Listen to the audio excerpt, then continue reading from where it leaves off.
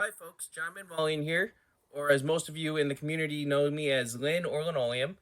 As you all know, I make lots of homebrew pinball machines, among other things, and I recently got a new tool, a double barrel sander. Say that 10 times fast, because I'm sick and tired of hand sanding my playfields flat. So, those of you who are making custom games or who are putting different art on their playfield or other kinds of reproduction art to put on their playfield. No, you got to get the old art off, or you got to make sure the thing's completely flat. Typically, I think a lot of you use either an orbital sander or a hand belt sander to do that because it's convenient and not everybody has industrial grade tools to really just get everything clean. There are some other sanders you can use too, but I think those are like the primary ones. And truth be told, that's what I usually do too. I usually use this random orbital sander, and I'm stuttering over my own voice here. I usually use this random orbital sander, and it takes me a good half hour to flatten a playfield. So, whenever I make my playfields, I usually have the insert stand a little proud. I want to say maybe about a 16th of an inch proud, and that takes a while to sand it down. Also, this has a little bit of a spongy feel to it because it is Velcro and it's kind of like a soft rubber that this runs on. Because of that, sometimes the inserts, even when they're sanded flush with the wood, still have a ever so slight dome on it, which is not ideal. And it gets to the point where I decide, this is good enough because it's going to take another hour for me to get them all like super flush. So, for example, this playfield right here is one that I hand sanded with this thing, and the inserts are pretty good. It's generally flush, but if you rub your hand over it, you do feel an ever so slight, like fraction of a millimeter dome, especially on this one right here because it's really big. That's because the wood cuts differently from plastic, and if I really tried to get this flush, I could go through this top layer of veneer on this playfield, and that's not good at all. So, how to solve that? Well, there's something called a barrel sander, which is why you're watching this video. And I just recently picked up a double barrel sander, and it's awesome. So I want to show you how it works, how to use it with the playfield, and how you can get super smooth inserts with no dome. All right, so here's the new toy. This is a General International double barrel sander, whatever you want to call it. Both drum and barrel are kind of interchangeable. If I open this up, you can see for sure there's two drums. This one is set to 120, and this one is set to 180 grit, so it gets smoothed out. Ultimately, I want this to be 220, but I don't have a 220 right now, so I'm dealing with 180. So the way this works, you put the playfield on this side, and it comes out smooth on the other side. However, it's not that simple. If you try to do it all at once, you're going to chew through things way too much. So you want to kind of do it in increments, like a fraction of an inch every time you pass through. So what I've found is if I rotate the height right here, right, maybe about an eighth to a quarter of the way every time I pass the playfield through, it'll just sliver the top off and it won't like chew too much. The one problem with chewing too much really is you could chip your inserts and you could go too deep into the veneer again. So you really just want to get flush and do a ever so slight glaze on the top layer and not destroy your veneer. So something very important with a drum sander, your sandpaper here needs to be really clean or you're going to get lines on the playfield. So I just replaced these. These are brand new. This is a little bit of sawdust on it. That's not actually gook. But I have a little video that I'm showing right now, I think, that shows like little gook and sanding crap on the wheels. And when I got this, it had some of that. and in turn it caused problems with my first playfield that I went through. You can kind of see it dug in a couple spots. Not ideal. So it can be fixed. It's really very, very, very light scratches that are in there, light lines. And I still did a like a 300, a 240, 300 grit, whatever, orbital sand after I put it through this. That evened it off a little bit more. And once the ink's on and I put a few coats of clear coat on it, it'll definitely smooth out. But it will take like maybe 4 coats of clear coat to smooth it out instead of just 3. So again, not ideal. You want to make sure your barrels are clean, and then you can, you have a much better chance with this.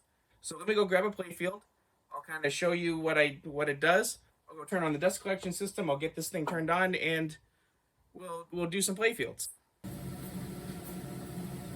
All right, it's gonna be a little louder in here, but I'm gonna readjust the camera so you can kind of see this thing working a little bit better. You won't be able to see me very well because of how low this machine is, but I mean the whole point of this is to see the machine, right?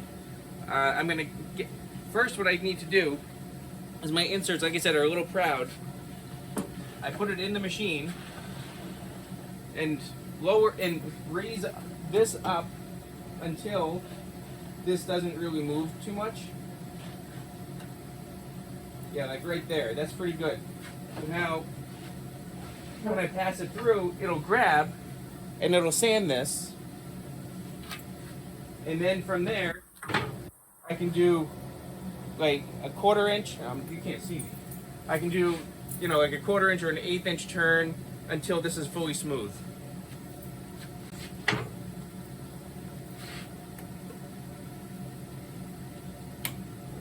So the belt is now on. There is now air going through. And I'm gonna lower the camera actually before I do anything more. Okay, the camera's lower. You're not really gonna see my face. I'm still gonna describe what I'm doing as best I can. It'll probably be a post-process me talking, because as soon as I turn the drums on, it's gonna get loud.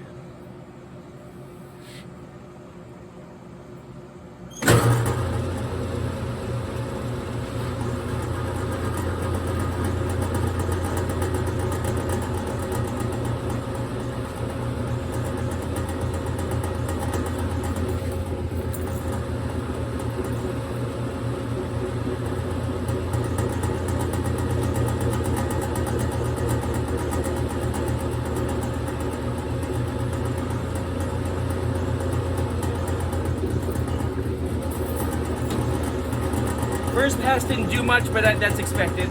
Bring it down a little bit, or up a little bit.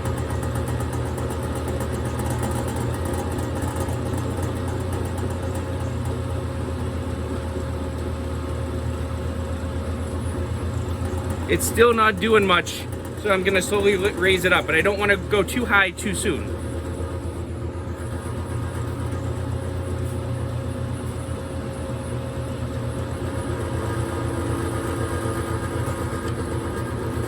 See, it started getting this insert a little bit, but everything is so different heights.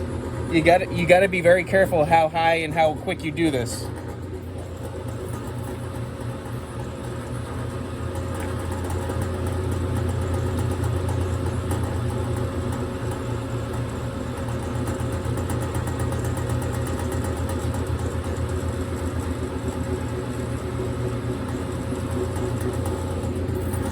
Now it's getting these inserts more and more.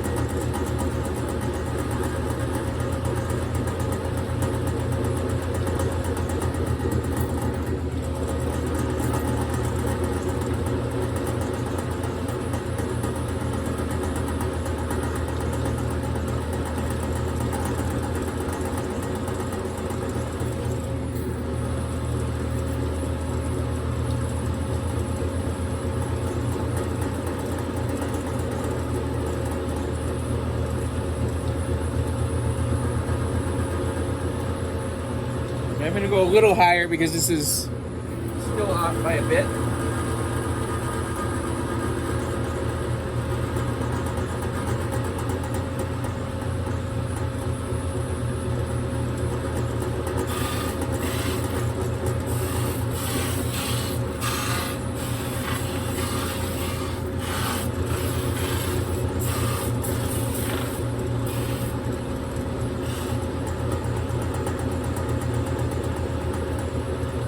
All right, now you can see it definitely cut some of these inserts, right?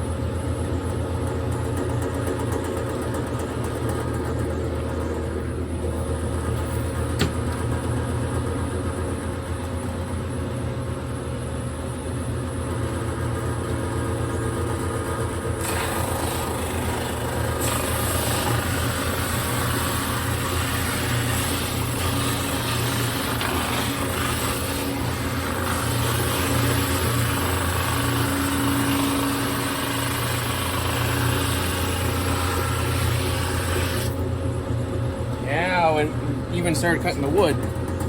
See a little bit down there. And this is getting really, really smooth. Only a little bit now.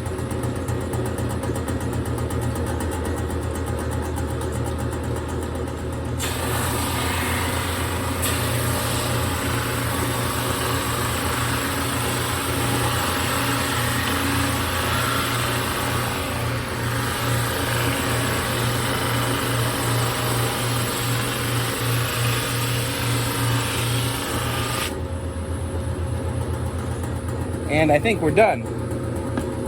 This is now perfectly smooth. All of it. Okay, folks. So this is after the barrel sander. You saw the entire process, and you can see this is like perfectly smooth across the whole thing.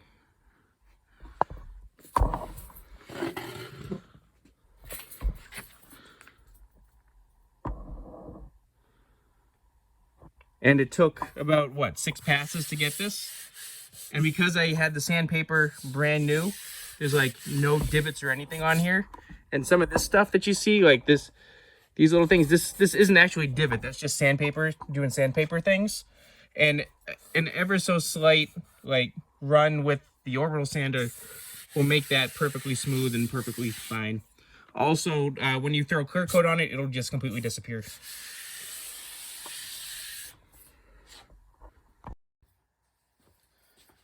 Okay, so something else to show you. See how this kind of has white stuff all over it now from the sand? Well, we don't want that to stay there. I mean, this will build up and cause problems over time, so we want to get this as clean as possible.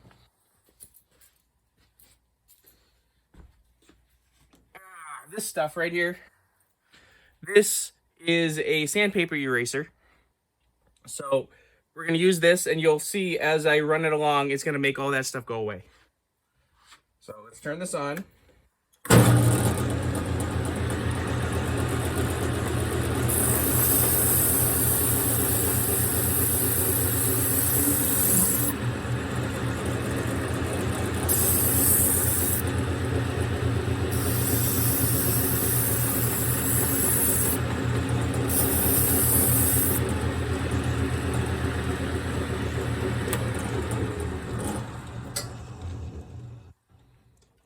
And now it's clean.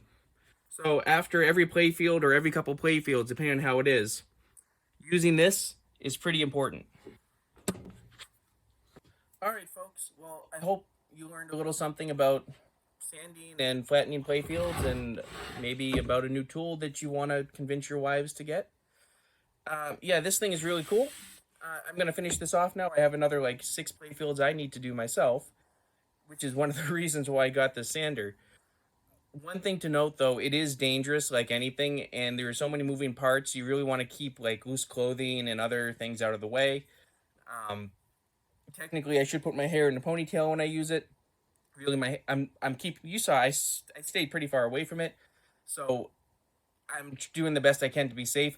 Also, this thing throws dust like crazy. I didn't want to use it until I got my dust collection system all hooked up. I spent the last 2 days doing that.